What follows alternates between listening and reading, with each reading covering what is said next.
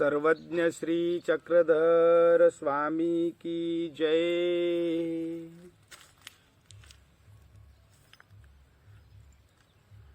जीवाच्या उद्धारासाठी नामस्मरण हे श्रेष्ठ साधन आहे आणि म्हणून परमेश्वर अवताराचं नामस्मरण केले असता अनंत जन्माचे कर्म नाश होतो, परमेश्वराची कृपा होते, जीवाची योग्यता होते आणि नामस्मरणाचे 10 प्रकारचे लाभ होतात। नामस्मरणामुळे परमेश्वराचा वेध लागतो। नामस्मरण केल्याने परमेश्वरीय ज्ञान बोध होतो। नामस्मरण केले तरच परमेश्वराचं अनुसरण घडतं। नामस्मरण केल्याने पुन्हा नामस्मरणामध्ये प्रगती होते, नामस्मरणाची व्याप्ती वाढते। नामस्मरण केल्यामुळे सहन करण्याची क्षमता प्राप्त होते। नामस्मरण केले असता येणारे विघ्न टळते। नामस्मरण केले असता परमेश्वर सहाय्य करतात आणि त्याच्यावरती अगदी संकष्टाचा विघ्नाचा जरी पहाड जरी कोसळला तर परमेश्वर त्याला त्या संकटामधून त्या जीवाला सहज पैलतीराला नेतात। नामस्मरण केले असता ईश्वराची प्राप्ती होते। नामस्मरण केल्याने 10 प्रकारचे लाभ होतात, म्हणून मनुष्याने सतत ईश्वर अवताराचं नामस्मरण करीत राहावं असं शास्त्रामध्ये सांगितलेलं आहे। सर्वज्ञ श्री चक्रधर प्रभू ब्रह्मविद्या शास्त्रात वेळोवेळी जीवाला नामस्मरण करण्याचं ज्ञान देत आहेत। नामस्मरण करा, क्षण सुद्धा वाया जाऊ देऊ नका असं परमेश्वर सांगतात आणि नामस्मरण करण्याचं आज्ञा करतात। परमेश्वराचं नामस्मरण हे म्हणलं तर फारच सोपं आहे, कारण नामस्मरण करण्यासाठी कुठलीही धनसंपत्ती खर्च करावी लागत नाही। म्हणून नामस्मरण हे सर्वच मानवाला सहज साध्य आहे। नामस्मरणासाठी वेळेचं, काळाचं, स्थळाचं कुठलंही बंधन नाही। सतत नामस्मरण करत राहिल्याने तो मनुष्य परमेश्वराला आवडतो। श्री चक्रधर प्रभू भक्तांना सांगतात की तुम्हा असनी शयनी भोजनी परमेश्वराची व्हावा किंगा।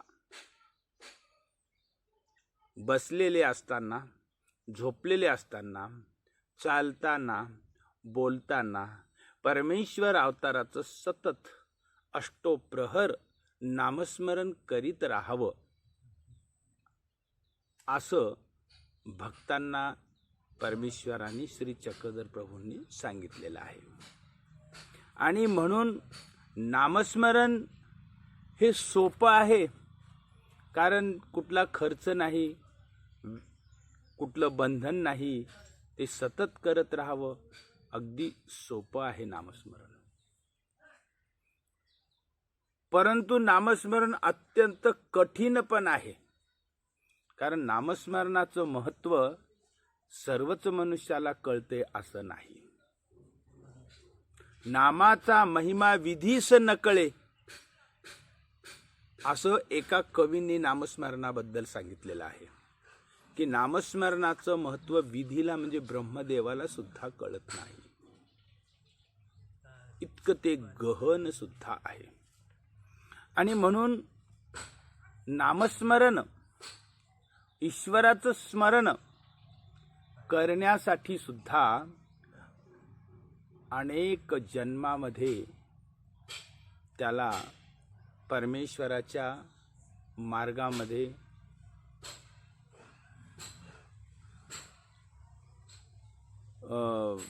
संचित म्हणजे पूर्वाधिकार घडायला पाहिजे. ज्याला पूर्वजन्माचा अधिकार आहे त्याला परमेश्वरीय ज्ञान होतं, आणि ज्याला परमेश्वरीय ज्ञान आहे तो नामस्मरणाकडे वळतो. म्हणून अनेक जन्मामध्ये ईश्वराचं जे काही थोडं थोडं विधी जर त्याचं आचरण घडलं असेल तर नामस्मरण घडतं. आणि म्हणून नामस्मरण कठीण पण आहे.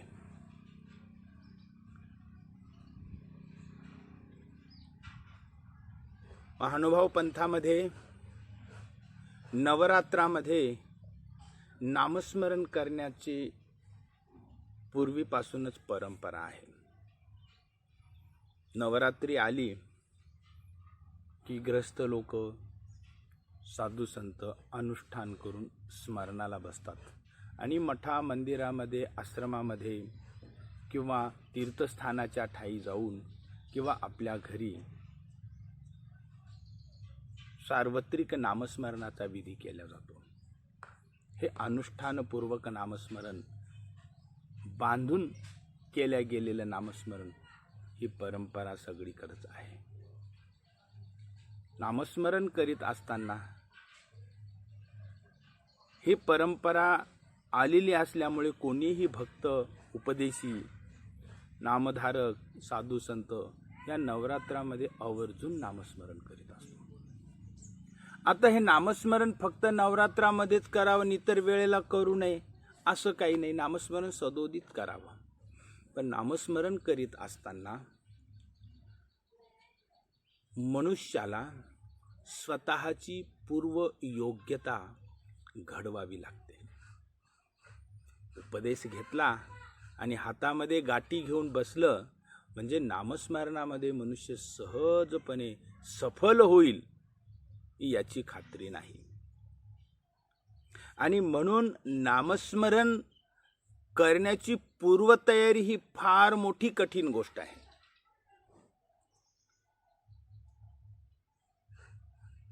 हातामध्ये गाठी घेतली आणि मन इतस्ततः धावायला लागलं, मनी मागे मनी ओढतोय, पण मन सगळीकडे सगळ्या रजतमामध्ये लिप्त झालेलं आहे, त्या नामस्मरणाचा काय उपयोग आहे बरे? नामस्मरण करण्याची पूर्वतयारी केल्याशिवाय नामस्मरण साध्य होत नाही. नामस्मरण करण्याची पूर्वतयारी ही गोष्ट अत्यंत महत्त्वाची आहे. पूर्वतयारी म्हणजे नामस्मरण करीत असताना नामस्मरणाच्या पूर्वी आपल्या मनातील रज तम हे सगळे नाहीसे करून सत्वस्थिता उत्पन्न करणे म्हणजेच नामस्मरणाची पूर्वतयारी होय. कारण मनामध्ये सत्वभाव नसेल तर परमेश्वराचं नामस्मरणच मुखामध्ये येणार नाही, आणि मुखामध्ये नामस्मरण आलं तरी त्याच्यामध्ये मन एकरूप होणार नाही. म्हणून नामस्मरणाची पूर्वतयारी म्हणजे काय आहे यावरती आपण या ठिकाणी विचार करणार आहोत. नामस्मरण करण्याची आपण तयारी केली म्हणजे काय केलं? आपण उठलो आणि कुठल्या तरी एखाद्या आश्रममध्ये किंवा एखाद्या तीर्थस्थानाच्या ठिकाणी गेलो आणि तिथं स्मरणाला बसलो. आता तिथे स्मरणाला बसलो, पण पूर्वतयारी न केल्यामुळे आपलं मन तिथे एकरूप होणार नाही. कारण मनामध्ये सात्विकता उत्पन्न करणं गरजेचं आहे. आणि सात्विकता उत्पन्न करणे म्हणजेच परमेश्वर अवताराच्या आज्ञेचं पालन करून आचार धर्माचं पालन करणे होय. सर्वज्ञ श्री चक्रधर प्रभूंनी जो आचार धर्म सांगितलेला आहे, तो आचार धर्म मनामध्ये सत्वस्थिता उत्पन्न करण्यासाठी सांगितलेला आचार धर्म होय. कारण मुख्य म्हणजे तुम्हाला स्मरणामध्ये एकाग्र करणं ही पहिली पायरी आहे. आणि स्मरणामध्ये एकाग्र झाले की तुम्ही ईश्वरापर्यंत सहजतेनं पोहोचता. मग स्मरणामध्ये एकाग्र होण्यासाठी काय करायला पाहिजे, तर सर्वज्ञ श्री चक्रधर प्रभूंनी सांगितलेल्या आचार धर्माचं पालन केलं पाहिजे. कारण परमेश्वर अवताराने सांगितलेल्या आचार धर्माचं जसं जसं आपण पालन करत जाऊ, तसं तसं आपल्या मनातील रज तम सगळे निघून आपल्या ठिकाणी सात्विकता येत जाईल. आणि आपल्या ठिकाणी सात्विकता आली की आपल्याला नामस्मरणाची साधना प्राप्त होणार. आणि परमेश्वराची नामस्मरण साधना प्राप्त झाली की आपण ईश्वराशी एकरूप होणार. ईश्वराशी एकरूप झालो की परमेश्वराच्या स्वरूपाशी आपलं मन, आपला आत्मा असा स्पर्श करून एकरूप झाला म्हणजे आपल्या आत्म्यावरचे असलेले दोष, असलेले मळ जळून जाणार आणि आपलं आत्मस्वरूप शुद्ध होणार. म्हणजे आपल्या कर्माचा नाश होणार. तर यासाठी काय करायला पाहिजे, तर आपल्या ठिकाणी सात्विकता येण्यासाठी,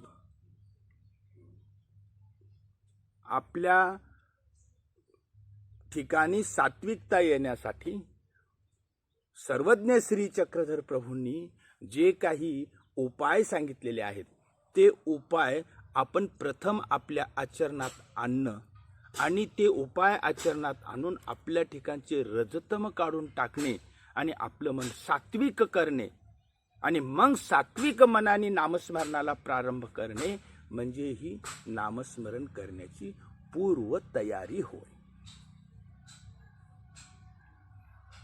प्रत्येक कार्याची पूर्वतयारी करावी लागते, तसे नामस्मरणाची सुद्धा पूर्वतयारी करावी लागते. आणि ही नामस्मरणाची पूर्वतयारी करण्याचे शास्त्रामध्ये जे सांगितलेले उपाय, ते उपाय प्रत्येकाला ठाऊक असणं गरजेचं आहे. नामस्मरण साधण्यासाठी, मनामध्ये सात्विक भाव निर्माण होण्यासाठी, परमेश्वराच्या नामामध्ये आपलं मन एकाग्र होण्यासाठी पूर्वतयारी म्हणून काही गोष्टी आपण ध्यानात घेतल्या पाहिजेत. पहिली गोष्ट आहार शुद्धी. आपण नामस्मरण करत असताना आपल्या मनामध्ये जे रजतम निर्माण होतात, हे रजतम आपल्याला नामस्मरणाशी एकरूप होऊ देत नाही. मग हे रजतम निर्माण होण्याचे मार्ग म्हणजे कुठून निर्माण होतात ते रजतम, तर रजतम निर्माण होण्याला आपला आहार, हा आहार महत्वाचा असतो. आहार शुद्धी. आणि म्हणून नामस्मरणाच्या पूर्वतयारीमध्ये आहाराचं फार मोठं महत्व आहे. जर नामस्मरणामध्ये आपल्याला एकाग्रता साधायची असेल तर परमेश्वराने श्री चक्रधर प्रभूंनी आहार शुद्धीचं महत्व सांगितलेलं आहे. आहारामध्ये काय असायला पाहिजे, सात्विक आहार. सर्व आहारात श्रेष्ठ आहार म्हणजे भिक्षेचा आहार. हा भिक्षेचा आहार घेऊन आपण आपल्या ठिकाणी असलेले रजतम निघून जातात आणि आपल्याला सात्विकता येते. हा भिक्षेचा आहार कुठून उपलब्ध होतो? आपण नामस्मरणाला आश्रमामध्ये जर गेलो तर आश्रमामध्ये आपल्याला जे भोजन मिळतं ते पूर्णपणे भिक्षेचं असतं. कारण आश्रमातील जे अधिकरण असतात ते आपल्या आश्रमासाठी परिसरामध्ये खेडोपाडी जाऊन ज्यावेळेस हे शेतकरी लोक सुगी करतात आणि सुगी करून शेतामधून धान्याचे पोते भरून घरी आणतात, त्यावेळेस हे अधिकरण लोक त्या खेड्यापाड्यामध्ये जातात आणि त्यांना भिक्षा मागतात धान्याची, आणि धान्याची भिक्षा मागून पोते भरून ते आश्रमात आणून ठेवतात आणि मग वर्षभर ते आश्रमातील ते धान्य, भिक्षा मागून आणलेलं धान्य ते त्या ठिकाणी आश्रमातील लोकांना ते भोजनाला देतात. हा सात्विक आहार आहे. कारण अधिकरणाने आणलेली भिक्षा आणि त्या भिक्षेचं मिळालं आश्रमात गेल्यावर जे भोजन मिळतं ते सात्विक भोजन आहे. ही आहार शुद्धी. नामस्मरणामध्ये सफलता पाहिजे, ज्यांना पाहिजे असेल ते अशा प्रकारचं शुद्ध आहार किंवा स्वतः भिक्षा मागून तो आहार घेणे, हा आहार सात्विक आहार आहे. कारण सर्वज्ञ श्री चक्रधर प्रभूंनी सांगितलेलं आहे की भिक्षेमध्ये अमृत आहे. अमृत म्हणजे नेमकं काय, तर आपल्या ठिकाणचे रज तम हे या आहारामध्ये निघून जातात. आपल्या मनाला सात्विकता प्राप्त होते आणि आपल्या मनाला सात्विकता प्राप्त झाली की आपण नामस्मरणासाठी सुयोग्य होतो. आहार शुद्धी महत्वाची आहे. आपण आश्रमात जाऊ शकत नाही, आपण भिक्षा मागू शकत नाही, तर मग आपल्या स्वकष्टाने धर्ममान्य मार्गाने जे कमविलेलं आहे तेच आपलं स्वतःचं कमविलेलं भोजन करून आपण आपली सात्विकता टिकवून ठेवू शकतो. ही आहार शुद्धी आहे. ही आहार शुद्धी नामस्मरण साधकाला अत्यंत आवश्यक आहे. नामस्मरणाची पूर्वावस्था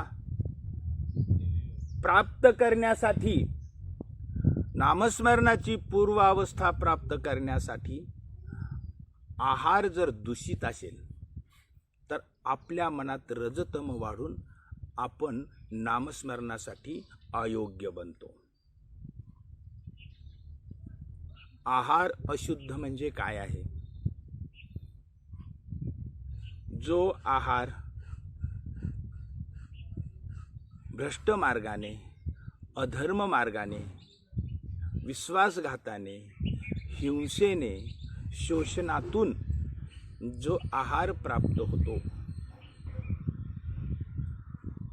तो आहार जर सेवन केला तर आपल्या मनामध्ये रजतम उत्पन्न होतात आणि म्हणून असा आहार टाळावा. जो आहार आहे, जो जुगाराच्या पैशातून आपण आहार आणलेला आहे, जुगार, सप्तव्यसनं ह्या व्यवसायामधून जो आहार आलेला आहे तो आहार चोरी, फसवणूक, लुबाडणूक, शोषण, धाक, दहशत या मार्गाने जो आहार प्राप्त झालेला आहे तो आहार तामस आहार होय, तो आहार दूषित आहार होय आणि तो आहार घेतल्यानंतर आपल्या मनामध्ये रजतमाचा उद्रेक होतो आणि म्हणून असा दूषित आहार टाळून सात्विक आहार घेऊन नामस्मरण करत असताना हा सात्विक आहार घेण्याचं आपण कधीही प्रयत्न केला पाहिजे. ही आहार शुद्धी महत्वाची. त्याच्यानंतर भूमिशुद्धी. आपल्या मनामध्ये रजतमाचं उद्रेक होण्यास भूमी सुद्धा कारणीभूत असते. सर्वज्ञ श्री चक्रधर प्रभूंनी सांगितलेलं आहे की काही भूमी सात्विक असतात, काही भूमी राजस असतात, काही भूमी तामस असतात. त्या भूमीवर गेल्यानंतर मनुष्याच्या मनामध्ये तसेच रजतमाचे भाव उत्पन्न होतात. लीळा चरित्रामध्ये एक फार सुंदर अशी लीळा आलेली आहे. सर्वज्ञ श्री चक्रधर प्रभू परिभ्रमण करीत खनेपुरीला आले. इथून भाटेपुरीला गेले आणि भाटेपुरीला त्यांच्यासोबत नाथोबा, बाईसा, लखुदेवबा हे भक्त परिवार होते. भाटेपुरीला गेल्यानंतर लखुदेवबाला जाण्याची इच्छा झाली. त्याला त्याच्या गावी जायचं होतं. तो बाईसाला म्हणाला की बाई, आता मी जाण्याचा विचार करतोय, मला जायचंय घराकडे, परिवाराकडे. तेव्हा बाईसांनी त्याला थांबवलं. तो सोबत काही दिवस राहिला. श्री चक्रधर प्रभू परिभ्रमण करीत करीत आहेरमलला गेले. त्याच्यानंतर पुढे माणिकदंड स्थान आहे, माणिकदंड आहे, तिथे गेले. तर हा नाथोबा तिथे गेल्यानंतर, माणिकदंड येथे गेल्यानंतर त्यांनी ते आपल्याजवळ देवाचं जे साहित्य आहे ते सगळं बाईसाकडे सोपवलं आणि तो म्हणाला, बाई आता मी जातो, मी काही थांबत नाही आई, असं म्हणून त्यांनी ते सगळं सामान तिथं बाईसांकडे सुपूर्द केलं आणि तो निघून गेला. देवाला विचारलं नाही, देवाची परवानगी नाही, काही नाही. बाईसांनी देवाकडे येऊन तक्रार केली. बाईसा म्हणाल्या, बाबा काही झाले या नाथोशी, देवाच्या आज्ञेविनाच गेला. देव म्हणतात, बाई येईल परत, जाऊ द्या, तुम्ही कशाला विचार करता. त्यावर बाईसा पुन्हा म्हणतात, बाबा नाही, हा गेला परंतु तुमची आज्ञा नाही, काही नाही, न विचारताच गेला. त्यावेळेस श्री चक्रधर प्रभू म्हणतात, बाई हे भूमी सामर्थ्य, ह्या भूमीचं ते सामर्थ्य आहे, त्यामुळे त्याला तशी इच्छा झाली आणि तो निघून गेला. एकी भूमी राजसा, एकी भूमी तामसा, एकी भूमी सात्विका. त्या भूमीवर गेलं की मनुष्याला तशीच इच्छा होते. ह्या भूमीचा परिणाम आहे तो. आणि असं सांगून श्री चक्रधर प्रभू पुढे निरूपण करतात. म्हणतात, बाई एकदा पांडव द्वारकेला सर्वज्ञ श्रीकृष्ण चक्रवर्तींच्या दर्शनाला गेले. द्वारकेला देवाचं दर्शन वगैरे घेतलं आणि मग परत निघाले. त्यावेळेस भगवान श्रीकृष्णांनी त्यांना थांबविलं. म्हणले, थांबा. पांडव थांबले आणि मग संध्याकाळच्या वेळेस पांडवांना घेऊन श्रीकृष्ण भगवंत फिरायला निघाले. द्वारका नगरी ओलांडून द्वारका नगरीतून बाहेर पडले आणि एका अरण्यातून ते चालले. अरण्यातून जात असताना एके ठिकाणी युधिष्ठिराच्या मनात अत्यंत भयावह असा विचार आला. तो विचार असा होता की भगवान श्रीकृष्णांना त्या द्वारकाधीशाला मारावं, त्यांचा राजमुकुट, त्यांचे आभूषणं काढून घ्यावेत, असा भयानक विचार युधिष्ठिराच्या मनात आला. आणि भगवान श्रीकृष्णांनी हे जाणलं, कारण ईश्वर सर्वज्ञ आहेत. युधिष्ठिराच्या मनातला तो विचार श्रीकृष्ण चक्रवर्तींनी जाणला आणि ते घाई करून पांडवाला म्हणाले की लवकर लवकर चला, आपल्याला लवकर पुढे जायचे आहे, या अरण्यातून लवकर बाहेर पडायचे, घाई करा. आणि मग सगळेजण घाईघाईनं चालू लागले आणि थोड्याच वेळात त्या अरण्यातून ते बाहेर पडले. पुढे दुसरं अरण्य लागलं आणि तिथे आल्यानंतर युधिष्ठिराचा तो उदय पावलेला जो विचार होता, भयानक तो विचार नाहीसा झाला आणि त्याला आपली चूक कळून आली. पश्चाताप झाला आणि हात जोडून रडत तो भगवान श्रीकृष्णाला म्हणाला, देवा थोड्या वेळापूर्वी माझ्या मनामध्ये अत्यंत भयावह असा विचार आला होता की तुम्हाला मारावं आणि तुमचा टोप, राजमुकुट, आभूषण, अलंकार लुटून घ्यावेत, असा माझ्या मनामध्ये भयानक विचार आला देवा. हा विचार का आला माझ्या मनामध्ये? मी किती पापी आहे, मी किती अपराधी आहे की माझ्या देवाबद्दल असा भयावह विचार यावा. मी किती अधपतित आहे. असं म्हणून तो युधिष्ठिर स्वतःला दूषण देऊ लागला, दुःख करू लागला, पश्चाताप करू लागला, देवाची क्षमा मागू लागला आणि म्हणाला की देवा, माझ्या मनात असा विचार आलाच कसा? तेव्हा श्रीकृष्ण चक्रवर्ती त्यांना म्हणाले की आपण थोड्या वेळापूर्वी ज्या अरण्यातून येत होतो त्या अरण्याची भूमी ही हिंसक भूमी होती. त्या भूमीवरती जोही कोणी जाईल त्याच्या मनामध्ये तसेच विचार येतात, राजस तामस विचार येतात. ती भूमीचा गुणधर्म आहे. म्हणून तुमच्या मनामध्ये युधिष्ठिर हा असा विचार आला. आता आपण सात्विक भूमीवरती आलेलो आहोत.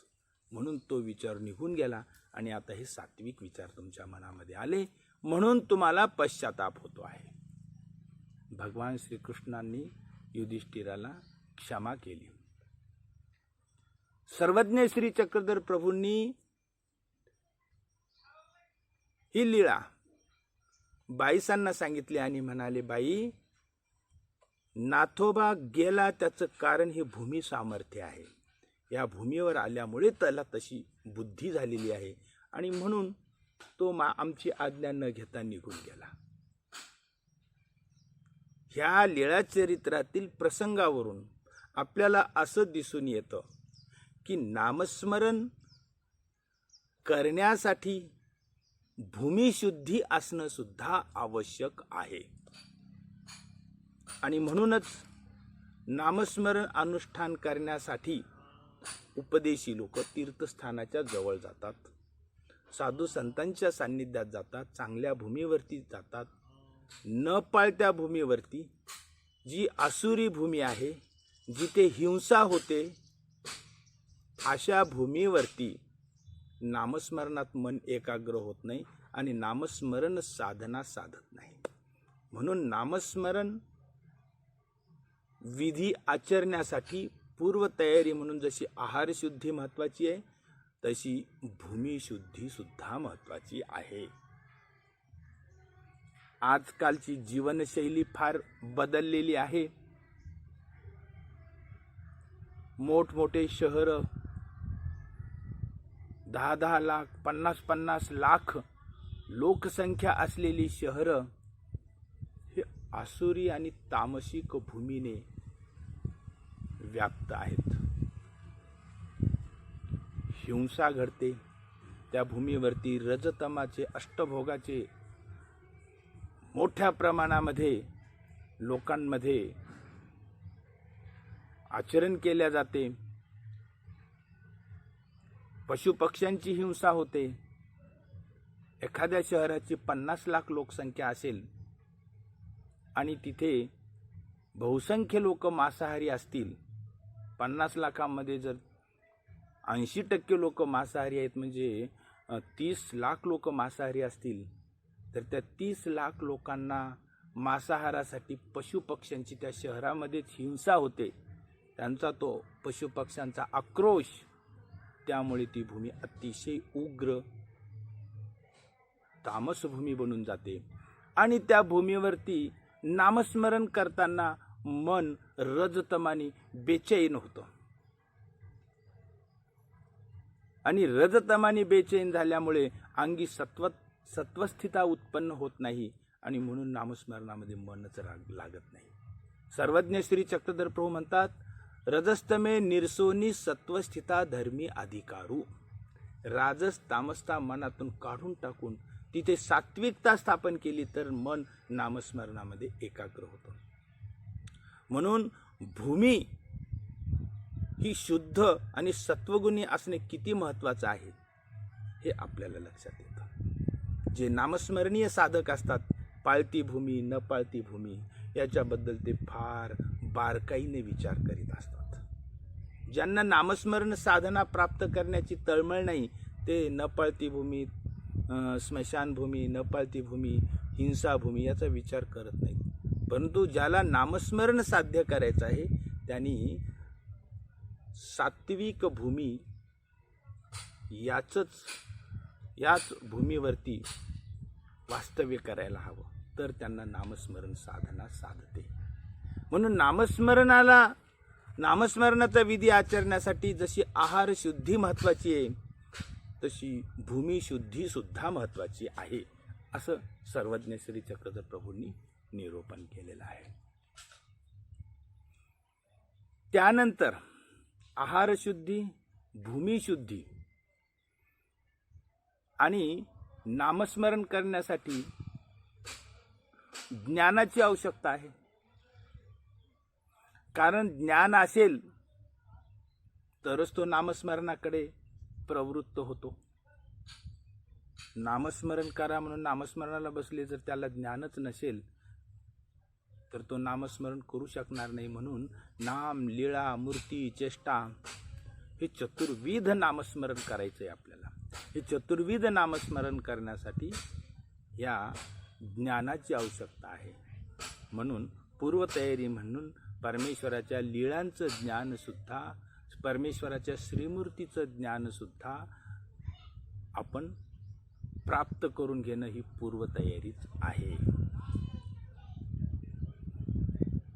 त्यानंतर नामस्मरणामध्ये आपल्याला एकाग्रता होण्यासाठी आपल्याला सत्संगाची फार मोठी गरज आहे. कारण ज्ञाते विरक्त यांच्या सान्निध्यात आपण पोहोचलो तरी ज्ञाते विरक्त जे असतात ते आपली मानसिकता घडवितात. त्यांच्या सान्निध्यामुळे, सत्संगामुळे आपल्या मनामध्ये परमेश्वराची ओढ लागते, परमेश्वराचा वेध लागतो आणि मग आपण परमेश्वराच्या नामस्मरणाकडे वळतो आणि परमेश्वराचं नामस्मरण करायला लागतो. अशा प्रकारे नामस्मरणाची पूर्वतयारी महत्त्वाची आहे. नामस्मरणाची पूर्वतयारी आपण करून ज्यावेळेस नामस्मरणाला बसतो त्यावेळेस 100% जरी नसेल तरी पण काही अंशी आपलं मन शांत होतं, सात्विकता येते आणि आपण नामस्मरणामध्ये एकरूप आणि एकाग्र होऊ शकतो. अशा पद्धतीनं आपण ज्यावेळेस नामस्मरण करतो त्यावेळेस परमेश्वर आपल्या हृदयामध्ये उपस्थित होतो. परमेश्वराचं नामस्मरण करीत असताना नाम आपल्या हृदयामध्ये, परमेश्वराचे लीळा आपल्या हृदयामध्ये साकार होतात आणि परमेश्वराच्या लीळा, परमेश्वराचं नाम, परमेश्वराची मूर्ती आपल्या मनामध्ये, आपल्या अंतरचक्षुसमोर प्रगट होते. ते परमेश्वराचं दर्शन होय. एकदा श्री नागदेवाचार्यांना एका ब्राह्मणांनी प्रश्न विचारला की तुम्ही स्नान करत नाही परंतु तुमची मूर्ती एवढी झळझळीत आकर्षक का दिसते? तुमच्या मूर्तीवरती एवढं तेज कुठून आलेलं आहे? त्यावेळेस श्री नागदेवाचार्य म्हणतात की माझ्या हृदयामध्ये वस्तू एक क्रीडत असे, वस्तू म्हणजे ईश्वर नामस्मरणाच्या रूपाने माझ्या हृदयामध्ये सतत लीळा करतात, क्रीडा करतात. सारखं माझ्या हृदयामध्ये नामस्मरण असतं, परमेश्वराच्या लीळा चिंतन असतं. त्यामुळे ते तेज माझ्या शरीर कांतीवरती प्रगट होतं आणि म्हणून तुम्हाला माझी मूर्ती झळझळीत दिसते. जसे गगनी तारांगणे झळकती, आकाशामध्ये ज्याप्रमाणे तारांगण आहे ते झिलमिल झिलमिल झिलमिल झिलमिल असे चमकतात, ते अंतर आहे का बाह्य आहे ते त्यांचं भीतर आहे. तसं माझ्या हृदयामध्ये परमेश्वराच्या नामस्मरणाचं सतत चिंतन असतं, म्हणून माझी मूर्ती झळझळीत दिसते. हे नामस्मरणाचा परिणाम होय. सर्वज्ञ श्री चक्रधर स्वामींनी सांगितलेलं आहे भिंगुरटी याचा दृष्टांत. भिंगुरटी जशी एखाद्या किटकीला धरून आणते, घरामध्ये लिंपून टाकते आणि ती निघून जाते, परंतु ती अळी जिवंत असते आणि तिच्या मनामध्ये त्या भिंगुरटीच्या बद्दल अत्यंत भीती बसलेली असते आणि त्या भीतीमुळे ती आळी असं चिंतन करते की आता ते भिंगुरटी येईल मला खाईल, भिंगुरटी येईल मला खाईल. आणि त्या चिंतनामुळे एक दिवस असा येतो की त्या आळीलाही पंख फुटतात आणि ती सुद्धा भिंगुरटीसारखीच होऊन जाते. हा दृष्टांत सांगून सर्वज्ञ श्री चक्रधर प्रभू म्हणतात, तैसे ईश्वराते चिंतित चिंतिता जीवही ईश्वरा समान होय. इतकं नामस्मरणाचा मग परिणाम होतो. अशा प्रकारे जे नामस्मरण करतात ते ज्या आसनावर बसतात ते आसनही पवित्र होतं.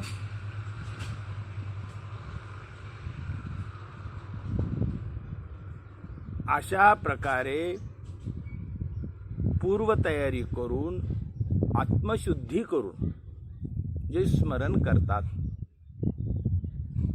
ते स्मरण करणारे साधक ज्या आसनावर बसतात ते आसन सुद्धा शुद्ध पवित्र होतं.